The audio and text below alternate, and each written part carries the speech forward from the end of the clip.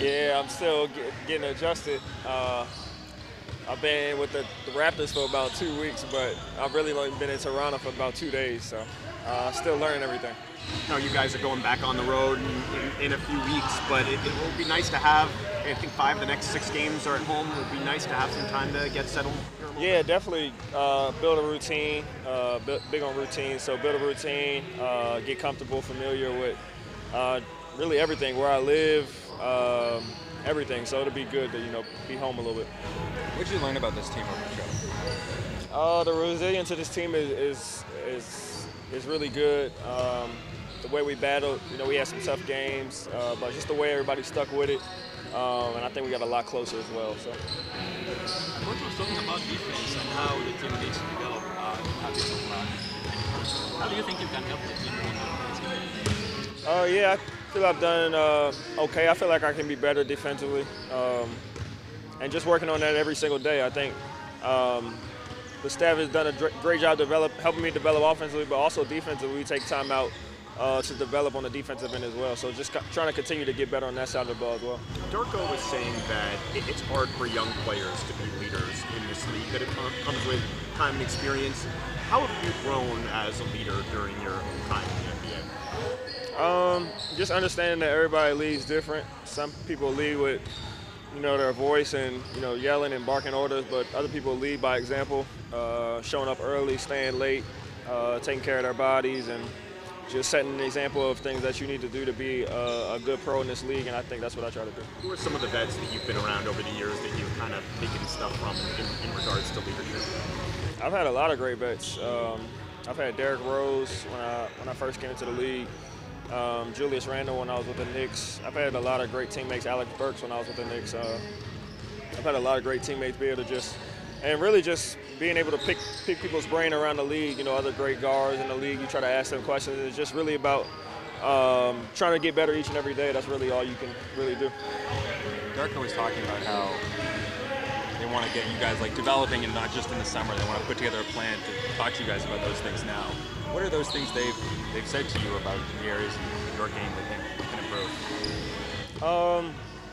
Obviously, no one's a perfect player, so you want to get better at everything. But I think for me, just continue to develop my finishing around the basket, understanding the game to a level which I'm making reads and not only creating for myself but creating for my teammates, and continue to get better on the defensive end. What did you learn about this team and the new guys on this trip? I think I already said it before, but these guys just come in and compete every single day, bringing a lot of good energy, focus to the team, just helping us on defensive end and offensive end, being able to help us come together as a group collectively. How have you seen your role defensively change since the OG trade, I guess? It changed a lot. Just going there every night, guarding the best players on the other team, just being able to focus on that, just being ready to take that challenge each and every single day. When I came into the league, I always said I was a great defender, and every night now I'm guarding the best players on the other team. So just being able to take in that challenge and bring that mindset into every game. It's a different mindset that I have to approach into the game. Do you enjoy that? You're going up against the league's best every single night, and I'm sure it's exhausting.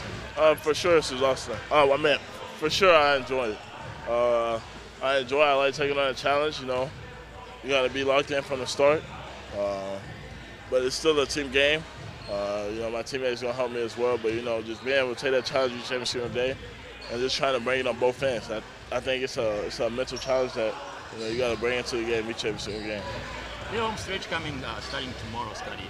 What's the focus going into these 3-4 games? We try to just take it one game at a time. That's just our main focus. Trying to win games, grind the games out, just trying to win. How much attention do you pay to all-star voting and all the stuff that's coming out, and your name being in there in the mix? I don't really see it that much, but I'm just trying to take it game by game, trying to win basketball games, and that's the main focus. I know obviously wins are important at this time of the year, but you guys are coming off of a trip where you showed a lot of good signs through 5 of the games anyway. For a team that's also developing and working in some new players, is it hard to kind of separate the process from the results a little bit? It is hard because all of us are so competitive and we want to win, you know, and we're preparing for every single game to give us best chance to win. But at the same time, we got to know what are the priorities, and that's understanding the big picture of this team and transition that we're going through and how we need to continue to build. And, you know, we had really good coaches meeting this morning, and I was telling coaches I don't want to wait for the end of the season to start putting player development plans and like how we're going to develop those guys. I want to be able now to figure out as much as possible what we know about Quickley, what we know about RJ, what we know about Jonte, and you know, start implementing them in a system, but also at the same time developing their game offensively and defensively. So you're having those conversations with the players as well during the season, just in terms of like next steps or things? Well, absolutely. We are constantly talking, constantly coaching and teaching, and every game is giving us bringing some questions, and you know, and it's a constant search for answers. You know, we saw some teams, you know, trapping, blitzing against Quickley, and he's not really used to that. So how he's going to attack, what he's going to see there, how we as a team need to play, because those are different schemes now offensively. So it's constantly learning process for everybody.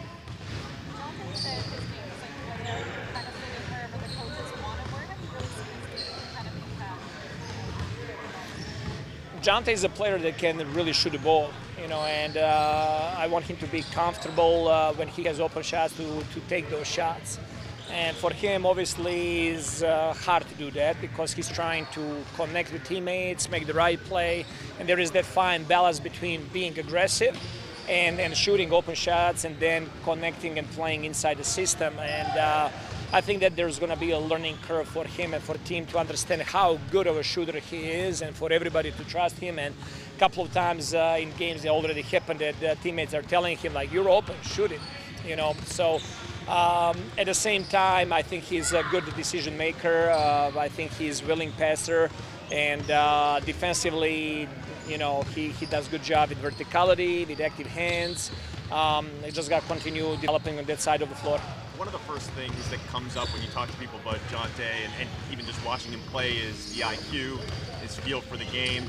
As somebody that's been around a lot of young big men over the years, like, is his significantly higher than you generally see from, I mean, he's not a 19-year-old, but he is relatively young in terms of like professional basketball experience. Yes, I think his IQ is very high. I think the more he knows his teammates and their spots on the floor and how they play, I think that's going to be showcased even more. Unfortunately, he had a couple of injuries that kept him off the floor and recovery and all of that. I do believe that his rotation will be in NBA, and I think that there is a lot of talent to work with. Main thing for him is staying on the court, being healthy, and having some continuity with his play. Have you noticed a difference in him or his game since you were with him in Memphis? For sure, I think he matured. It's been 3 years since we were together in Memphis. You know, he had a very good experience playing in the G League and gaining confidence. So for sure, like just maturing there is a big part of his development. What are you seeing from the defense since the OG trade, or since you guys brought in the guys? What's been going on? Defensively, everybody, whole league is trying to figure out what's going on with the league, with so much scoring and so much three-point shooting. Obviously, we're missing big time Yak.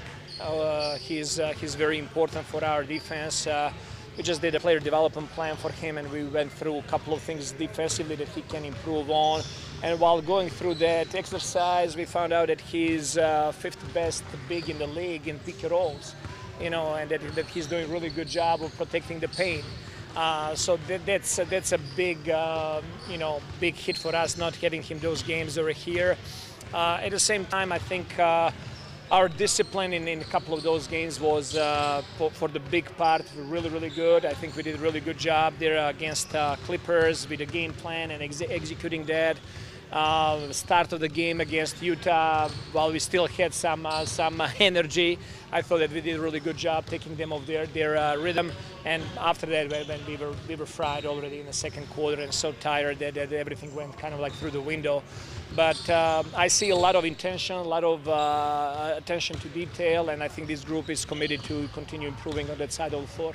Any updates on Yak when he might be coming back? As we said in our statement, it's going to be 2 weeks before we reassess and see where he's at. How do you see Scottie's role changing defensively since OG? Because OG took on that top guy every night. For sure, and you can see that. Like just look at the last 6 games. Like Scottie is guarding LeBron James. Next night he's guarding Ja Morant. He's guarding Kawhi Leonard, Paul George. He's becoming for us right now. He's becoming priority there. Like putting him on the best players, and he loves that. He loves being that guy that's going to be disruptive. And I thought that he did a really good job on Donovan Mitchell before that. So we're putting him on the best players on the other side, and which is hard job. He's one of our main tools, offensively. At the same time, he's got to do a lot on defense, but I think that's very, very healthy for his development as a competitor, and he loves that. He loves that challenge. What's the next step for Immanuel? Next step for him is just finding continuity inside his team. Obviously, last 2 weeks were very emotional, for a young player to be traded. Last night was his second night spending in Toronto, and he's still at a hotel and figuring out how to get to the practice facility and all of that. It's a lot for a young player to be traded in the middle of season. For him, it's just like finding some continuity, learning what it takes to be a starter, night in, night out. When you play against second unit, there is a little bit less of a matchup there, offensively and defensively, and over here, there's nowhere to hide. And we don't want to hide him. I believe that he can do a good job on defensive end as well, and I'm challenging him to make a next step there defensively, just to being able to switch a lot, to guard his matchup, to be more physical. At the same time, for him offensively, it's just figuring out the balance between being really aggressive and playing inside the team and setting up his teammates. So that's his leadership. A point guard needs to take charge of the team. You see that developing in the first group you've had, and how can you accelerate that? Or do you have to? So. Whole deal there with leaderships is, for me, I think it's very hard to be 23-year-old and to be leader. If that's the case, then we would have 23-year-old presidents of the countries, but we don't see that. We see like much more life experience and people in those positions. Obviously, sport is for the young people, but there is a huge difference between somebody who's 23 and somebody who's 27 and somebody who's 30-year-old. I think for young players in this league, they also, when they see a couple of vets on the team and the more veteran players and players with more years in the league, they're not as comfortable to talk and say things and all of that. And all of that comes with time and with the territory.